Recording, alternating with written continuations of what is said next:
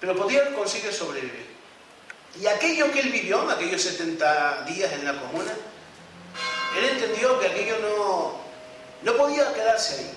Y que las generaciones que viniéramos después, que vinieran más tarde, tenían que saber lo que había ocurrido, transmitirlo, ¿no? ¿Qué iba a pasar con todo aquello que él había visto? ¿Cómo podía? Bueno, pues lo hizo de la forma que a él más le gustaba. Entonces, compuso un poema. Compuso un poema que es realmente un testamento. He dicho un testamento, creo que no. Es casi una obligación que mandan al futuro aquellos hombres que murieron en la comuna, aquellas mujeres que murieron en la Comuna de París, ¿vale? Escribe un poema en el que explica a los hombres y explica a las mujeres, explica a la clase trabajadora que hay otro mundo, que podemos conquistar ese mundo, que no nos dejemos convencer, que podemos lograrlo, que podemos hacerlo, porque ellos lo hicieron. Y él, Potier, nos deja el legado, desde mi punto de vista, más hermoso que un ser humano puede dejar a sus compañeros de clase, en este caso, a la clase trabajadora. Eugène Potier es el autor de la hoja que tienen ahí delante. Escribió unos versos que se titulan La Internacional. Otro obrero, que se llamaba Pierre Daquier, 10 años más tarde, compuso la música musicó ese poema, y eso es lo que hoy conocemos todos por La Internacional, ¿vale?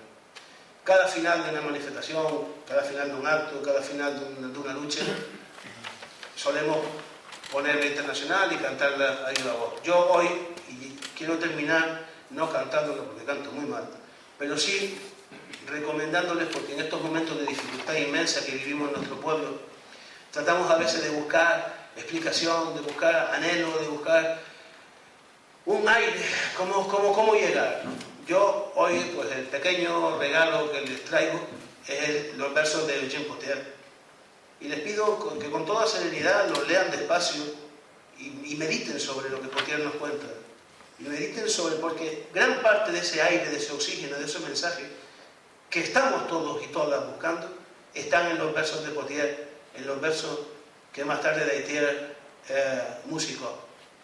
Si comprendemos la Ley Internacional, comprenderemos el sentido profundo del movimiento obrero, de su historia, y sobre todo comprenderemos el sentido de la revolución. Muchas gracias.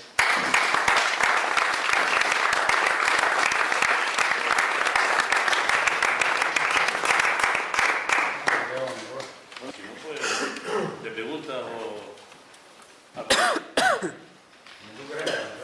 Yo sé que está tomando más tiempo del que pertenecía, ¿no? Pero es normal. Yo pregunté cuánto tiempo. ¿Cuánto? 1 hora y 1/4. Es una prueba ya, pero bueno, vamos a hacer así. ¿Alguna pregunta? Vecino, claro. Yo me acuerdo de Potier. No sé si está bueno también de los moros, cubanos y de los chinos. De los sacos de aquí de dinero. Oye, estaba intentando recordar, si alguien tiene la fecha, en lo del motín de Agüimes, ¿en qué fue? ¿En el 1800 o fue en 1700, final del 1700? 1772. Y ese acontecimiento no lo consideramos como proceso de la lucha obrera. Por supuesto, por eso decía y dije varias veces que hay un montón de cosas que por ejemplo, si el motivo de la charla hubiésemos fijado exclusivamente en el movimiento obrero en Canarias, pues claro, el motín de la aldea, el motín de Agüimes, la balacera de Hermigua, por ejemplo, hemos hablado de la Federación Obrera Canaria y hemos parado ahí, pero no hemos hablado de José Miguel Pérez, de Guillermo Ascanio, ¿sabes? De la lucha de las aparcelas. Es verdad lo que dice el compañero, la lucha obrera canaria es riquísima, riquísima. Aquí hay algunos que quieren hacernos pensar que esto apareció ayer por la tarde, que 4 iluminados estamos aquí diciendo que hay que pelear y hay que pelear. La lucha es... estoy buscando aquí de paso un dato. Pero claro, el compañero dice y dice bien. Hay algunas cuestiones que se nos han quedado atrás. Por no entrar puntualmente en todas. Yo estaría encantado de que en cualquier momento pudiéramos, tal vez en Canarias, concretamente, no tan amplio, ¿no? O el movimiento obrero en su conjunto, sino Canarias. Estaba buscándolo, pero así de prisa no lo encuentro. Pregúntenme algo mientras te busco un dato y el compañero. Yo lo que quería, más que preguntar, comentar que es verdad, ¿no? Que la historia del movimiento obrero en general ha sido ocultada y la historia del movimiento obrero en Canarias ha sido hasta reprimida. O sea, hay que tener en cuenta que mi hijo, que estudia en la universidad, tiene la suerte de tener un profesor que es historiador, que es comunista y que, bueno, pues por participar en unas elecciones ha sido reprimido y fue sancionado. Y eso pasa ahora. Estoy hablando de las últimas elecciones. Entonces, es que lo tenemos muy difícil y dejar las cosas por escrito, o sea, que haya tan poco escrito y después la vivencia, ¿no?, de la gente, o sea, viendo estas fotografías, ¿no?, cómo la socialdemocracia ha endulzado la vida de la gente y la gente se queda en casa y está tan tranquila y parece que todo va bien, cuando esa no es la realidad, porque esto cuando nos miramos para adentro, ¿no?, cuando vamos a nuestras casas, vemos nuestras neveras o lo que tenemos que pagar, nos damos cuenta de que o la clase obrera despierta, porque Canarias, precisamente, como decía Dani, ¿no?, al no tener fábricas, al no tener clase obrera proletariada, o sea, todavía lo tiene más difícil, ¿no?, porque como desgraciadamente tenemos que compararnos con el Estado español, vemos que a lo mejor en las zonas del Estado donde sí existe este proletariado, porque hay fábricas, como por ejemplo en Cádiz, Cataluña, en algunos otros lugares, vemos que la clase obrera ha dado pasos más avanzados. Y sobre todo lo que me preocupa es que tal y como está la situación, tenemos que despertar, tenemos que hacernos oír y organizarse, como decía un compañero un día en una manifestación, trabajador organizado no se le explota igual y tiene la conciencia y se junta con otros compañeros o compañeras para intentar tener una vida digna, ¿no? Y sabemos que con esta sociedad capitalista eso va a ser imposible, porque esto es así, socialismo o barbarie, no hay otra cosa. No encuentro datos, pero está allí. Es una cronología, ¿no?, de los hechos. ¿Alguna cosita? ¿Empiezo otra vez? Yo apuntaría dos reflexiones. Una que igual en la forma en que lo has planteado se me quedó a mí ese halo de y que no es así, ¿no? Pero que la sensación de que desde el propio comienzo de la lucha obrera se relacionó con la gran industria, con aquella fábrica de la que despedían por la boca a 300, 400 trabajadores diariamente y no de los pequeños trabajadores, que todavía seguimos lastrando ese concepto, es decir, y de hecho la lucha sindical, cuando se moviliza y cuando parece más visible, habla de sectores concretos del trabajo, y estamos desamparados los que vivimos del trabajo como autónomos, los que trabajan con las pymes, que hemos tenido y sufrido la falta de derechos, incluso cuando los gremios que están mejor organizados, porque son cantidad de trabajadores, ni siquiera nos llega la representación sindical, ¿no? Siendo trabajadores igual. Y desde que planteaste al principio que parece que toda la lucha está enfocada con ese número de trabajadores, cuando realmente ya eran trabajadores antes de llegar a las ciudades, eran gente que vivían de la fuerza de su trabajo. Simplemente como reflexión. Y en segundo lugar, me parece que es un momento también importante, primero para no decaer, por supuesto, pero evidentemente con lo que está pasando en la actualidad, con la gravedad de los nacimientos, hay que dedicar también un poquito de tiempo a mirar, a hacer la autocrítica. ¿Qué es lo que ha ocurrido con el movimiento sindical en estas últimas décadas? ¿En qué se ha fallado? Porque evidentemente los poderes ahora mismo están en un momento de, si pueden, van a eliminar el sindicalismo y están botando mierda sobre, y es normal, y uno sabe que es normal que lo hagan. Pero también es cierto que se ha instalado en los trabajadores la sensación de que el sindicato no estaba haciendo lo que tenía que hacer. En un momento en el que nunca vivió mejores tiempos para poderlo hacer, en el sentido de que había medios con respecto a otras épocas de la historia del sindicalismo, ¿no? Y que sería cuestión de que al mismo tiempo que se trata de luchar, de defendernos contra este nuevo ataque que se está produciendo, que al mismo tiempo miremos en qué se ha fallado, porque creo que hasta que no se encuentren esos errores y no se corrijan, vamos a estar dando pasos en falso. Es decir, parece como que incluso los movimientos 15M o movimientos alternativos ahora mismo arrastran una imagen de mayor representatividad de ese tipo de luchas que los propios sindicatos. Desde dentro del sindicato, desde la representatividad, deben hacer un análisis en profundidad de los por qué. Sí, yo simplemente, claro, esto indudablemente hay que estar sometiendo todo lo que se pueda, todo a la crítica, todo es poco, ¿no? Porque esto es lo que nos va a ayudar a madurar, a seguir, a avanzar, ¿no? Claro que cuando se habla del movimiento sindical, se mete a todo el mundo en el mismo saco. Los que vendieron el pacto de Moncloa, los éxitos, la salida de la lucha, y los que no lo hicimos. Entonces, muchas veces te ves tú llevando la cruz, si me permites el símil cristiano, llevando la cruz del otro. Y nos pasa muchísimo. Vas a una asamblea de trabajadores, coño, y es que ustedes los sindicatos que viven de no sé qué. Y tú dices, me cago en la leche. ¿Y por qué yo no hice eso y vivimos así? Si de todas formas nos llevamos a la suerte, pues vamos a vivir así, ¿no? Bueno, en cualquier caso, nomás, yo sí, la parte que tú comentas me parece interesante. O sea, hay que profundizar en qué se está haciendo y cómo se está haciendo. Para hacerlo más y mejor. No para el flagelo raro, evidentemente.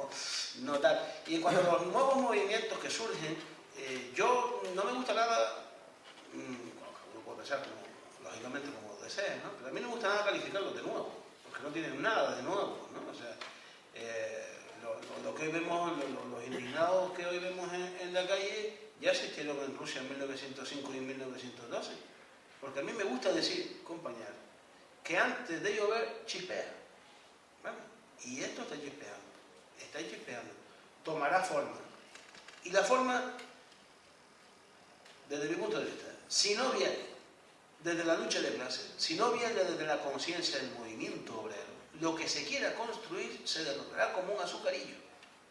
Será un esfuerzo grato, que duda cabe, ahí está, de la Comuna de París, indignados de 1871, pero que no tenían el armazón teórico y la capacidad organizativa de construir, considerar y defender lo conquistado, todos, sí, miles de autores escribiendo sobre la Comuna de París, pero no tuvo la consistencia.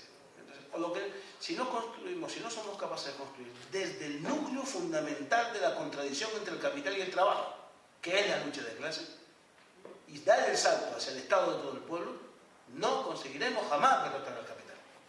Arañar, golpear, se enfadarán con nosotros y al final pagaremos, como siempre, como describía por aquí, con situaciones personales muy graves, ¿no? Pero yo creo que lo que dice el compañero es interesante.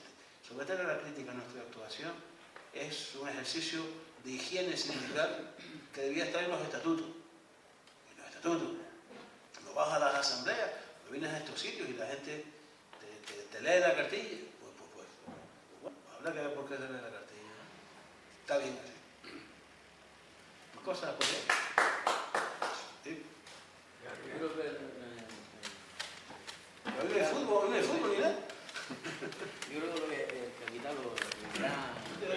el capital, el gran poder que ha tenido siempre ha sido los medios de comunicación, la televisión hoy en día. Y tú estás viendo ahora todas esas teorías marxistas que vienen de hace, cómo te las tiran y cómo ves tú un trabajador que es un obrero que está al lado tuyo, que está trabajando al lado tuyo, y le empieza a decir, oye, es verdad que la empresa no está jodida. Pero bueno, ¿cómo te estás contando a mí que la empresa está jodida? Si está ganando el mismo dinero que está ganando dinero ayer, lo sigue ganando hoy, y te estás llevando a 30 tíos a la calle, ¿cómo me estás diciendo tú a mí que está ganando lo mismo? No hay conciencia de clase. Además, todos los planteamientos del marxismo hoy no existen. Son muy pocos los que dicen. Te pongo como ejemplo la victoria de Chávez en Venezuela.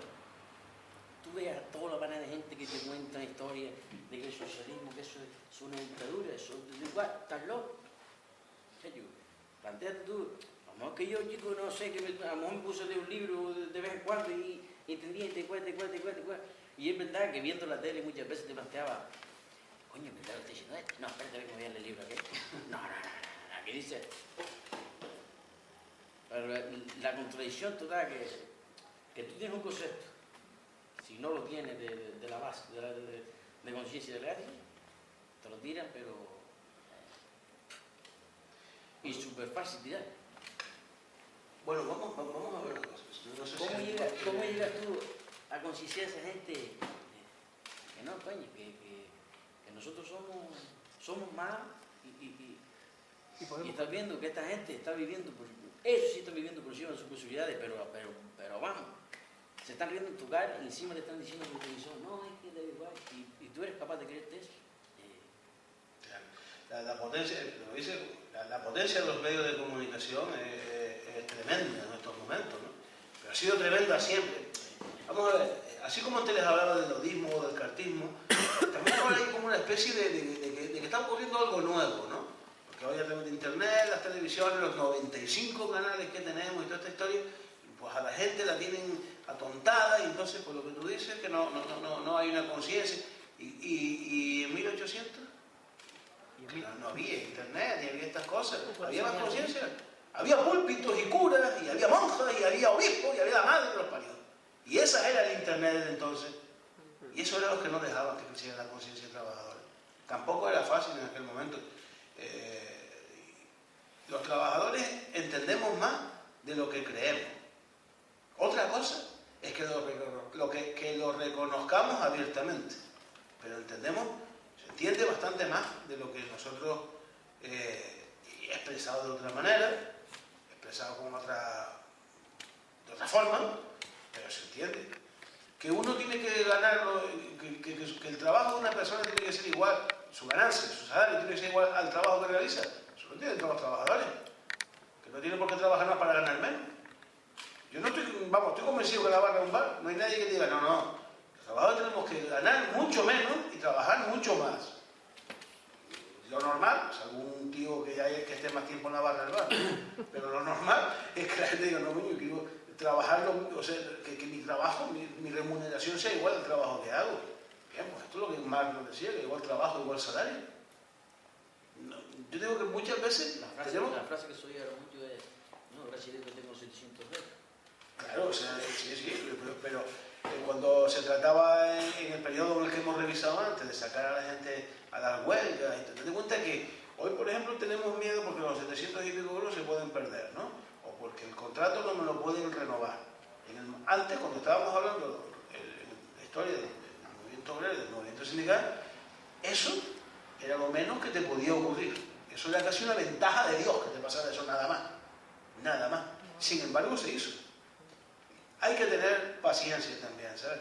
Yo entiendo que todos queremos que las cosas ocurran a mayor velocidad de la que ocurren bastante despacio, ¿vale? Pero como decía Galileo, sin embargo, se mueve.